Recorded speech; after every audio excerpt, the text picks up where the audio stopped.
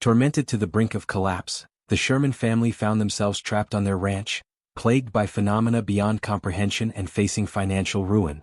A glimmer of hope arrived in March 1996, as they contemplated abandoning their home. Simultaneously, billionaire real estate mogul Robert Bigelow established the National Institute for Discovery Science, NIDS. NIDS was an ambitious, unprecedented endeavor. A well-funded team of highly qualified scientists, equipped with cutting-edge technology, ready to deploy nationwide to investigate bizarre occurrences. This was a groundbreaking initiative, bringing rigorous scientific analysis to what was typically considered paranormal research. The team comprised PhDs in diverse fields from biochemistry to astrophysics, all recruited for their skeptical, rational approach. Bigelow ensured investigators prioritized logical explanations, leaving pseudoscience behind. A world-class advisory board, handpicked from various disciplines, was also assembled to evaluate evidence. In total, NIDS had over 25 members, including scientists and former military security personnel. Physicist Eric Davis and biochemist Colm Kelleher were key scientific team members. Kelleher would later co-author Hunt for the Skinwalker with George Knapp, documenting the Shermans and NIDS' experiences. Shortly after NIDS formed, reports surfaced in the press about a small Utah ranch experiencing regular UFO sightings. Terry Sherman had reluctantly contacted a local newspaper, hoping the publicity would deter whatever was behind the strange events. He suspected secretive military technology, disbelieving in extraterrestrials or Native American folklore. In the summer of 1996, Bigelow convened a meeting to discuss the case. The ranch presented a unique opportunity, an isolated field laboratory to study a wide range of consistent, unusual phenomena, precisely what the organization was created for. It was an opportunity too good to miss. Within weeks, the NIDS team met the Shermans. After hearing their incredible accounts, NIDS expressed interest in purchasing the property. While Gwen and the children were eager to leave, Terry, a proud man, was reluctant. He resented being driven from his land, especially without understanding the phenomena. However, prioritizing his family, he grudgingly agreed. He offered to stay on as ranch manager, keen to observe the investigation and find answers, hoping for closure after 2 years of torment. NIDS, unfamiliar with ranch operations, readily accepted. They purchased livestock as bait, and Terry kept some of his own cattle there for the same reason. By September, NIDS had established an observation trailer and mobile laboratory on the property. A permanent field team of 4 scientists and assistant investigators was stationed there around the clock. Their role was to collect and analyze evidence, presenting their findings at monthly advisory board meetings. Upon arrival, the team conducted numerous tests.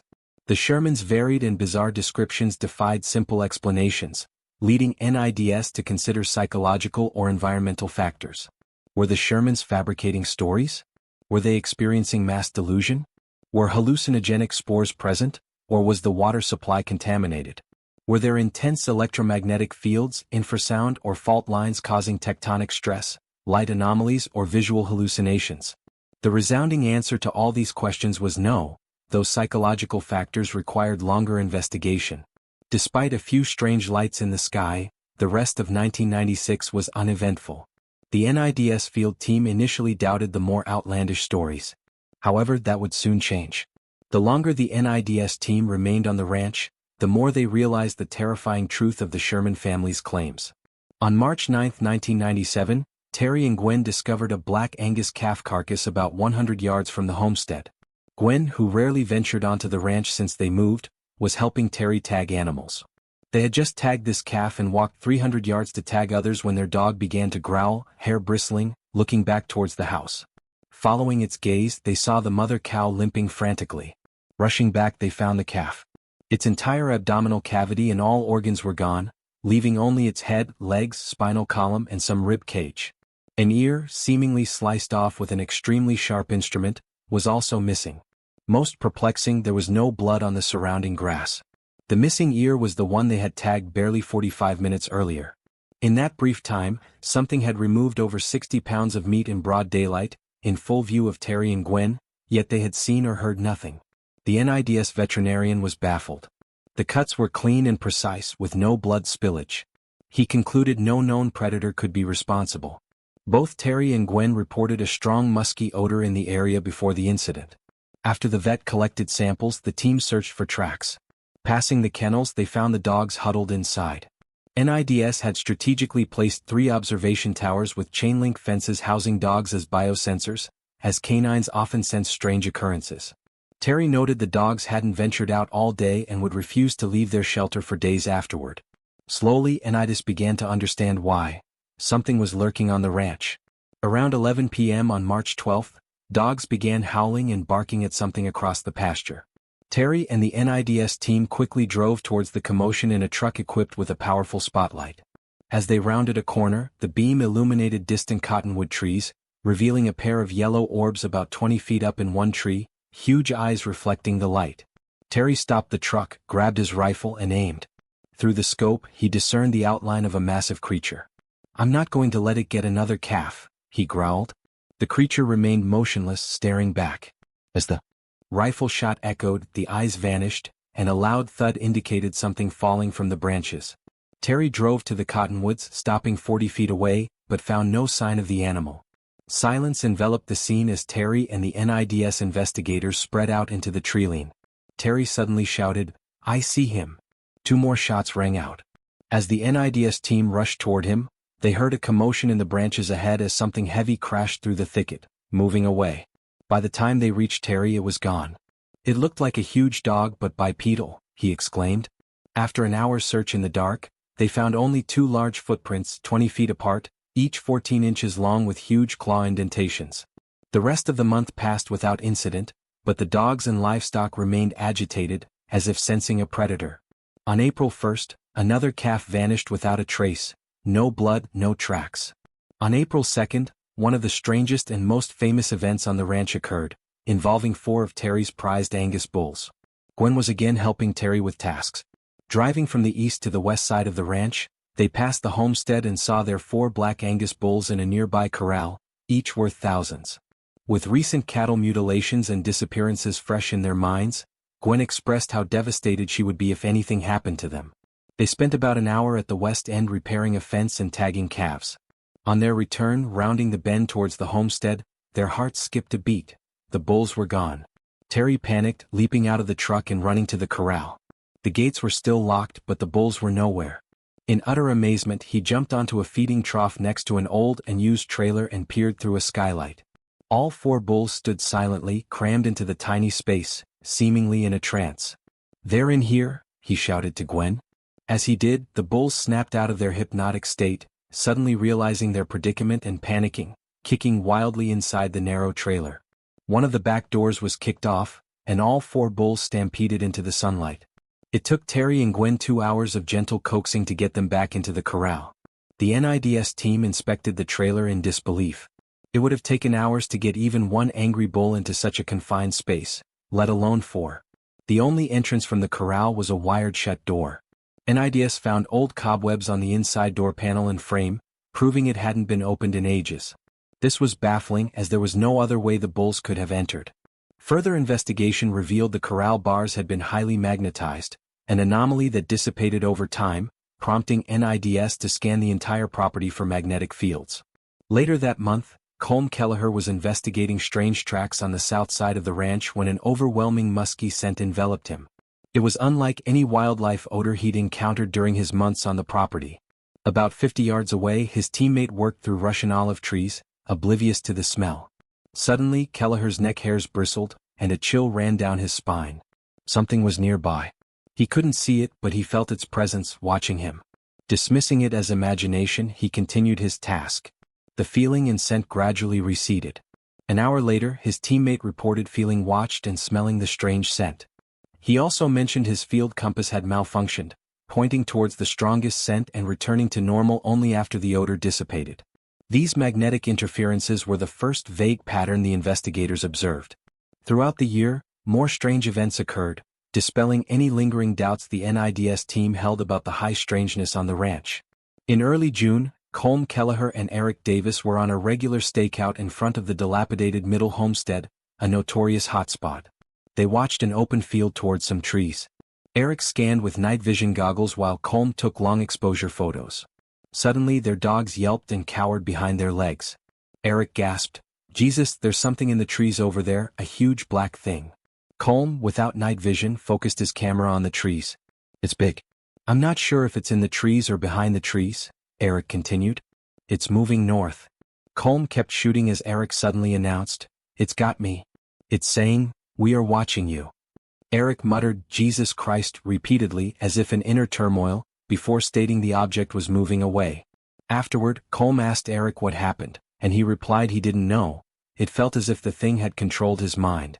Colm noted Eric's jumpiness on the way back, wondering if he was more disturbed than he let on. Throughout the summer, the NIDS team played cat and mouse with infamous orbs of light that regularly appeared across the property. The orbs always seemed one step ahead, appearing briefly, leading investigators on wild goose chases as they tried to photograph them. In August, 2 team members had one of their most frightening experiences. Around 3:30 a.m., they were on a ridge overlooking the notorious Middle Homestead. Mike, with infrared binoculars and Jim monitoring instruments, had been there for 3 hours.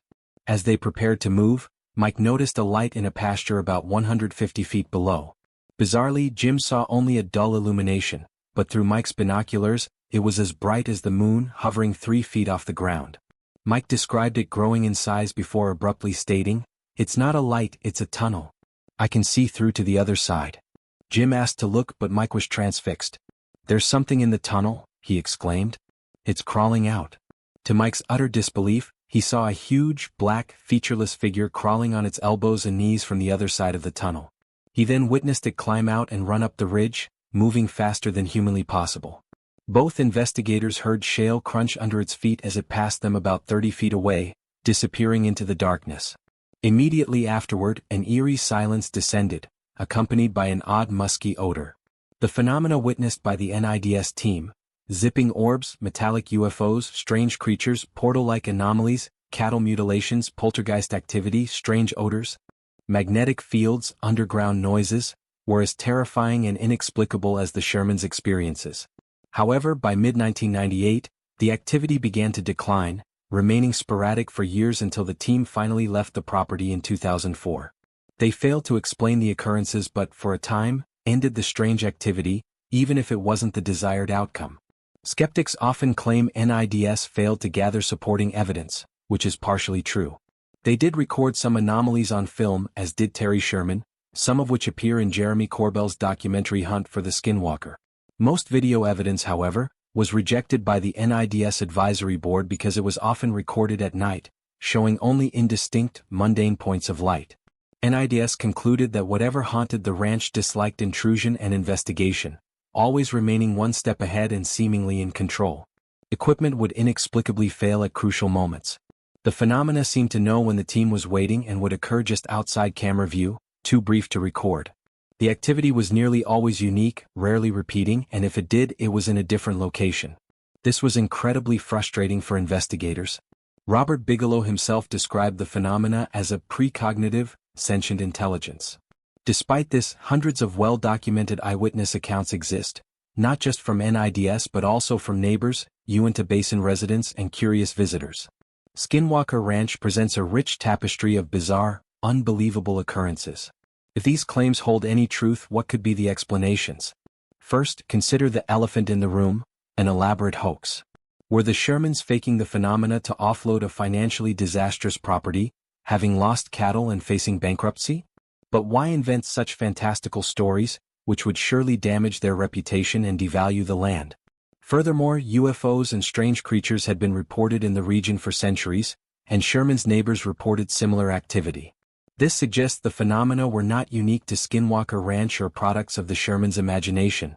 They couldn't have fabricated centuries of experiences.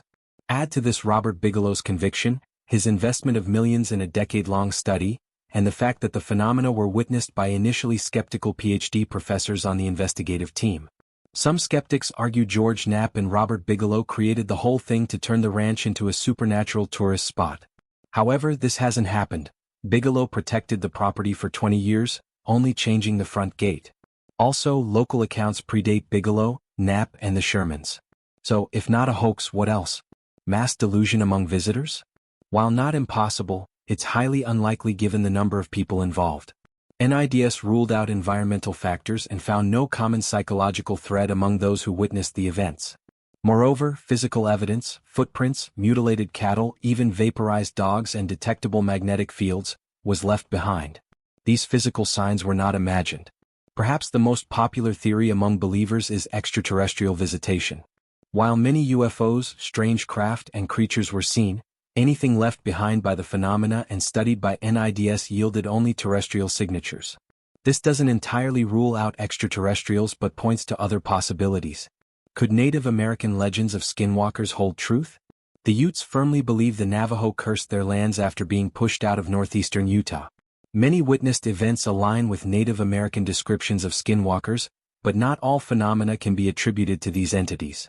Another widely considered possibility is military involvement. Terry Sherman certainly believed so.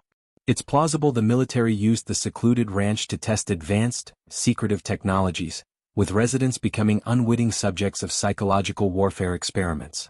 Intriguingly, the NIDS Advisory Board contacted remote viewers to examine the property. While controversial, remote viewing was studied by the CIA for over 30 years, often with astonishing results. The first remote viewer, with no prior information, produced an almost exact sketch of the ranch's layout, pinpointing a disturbing energy field in the southwestern part. Another stated the second homestead, a hotspot, was the site of weird energy vortices. A third, asked to describe the calf mutilation, perceived it as carried out by an interdimensional drone connected to the military. Another remote viewing exercise by multiple participants described the ranch as a military operations site. 3 independently perceived an underground base and a network of electronic equipment embedded in the ground. Others saw Navy personnel in dark sunglasses and tattoos, reporting activity outdoors at night linked to an aircraft carrier. Another perceived humanoid figures speaking a strange language working alongside humans.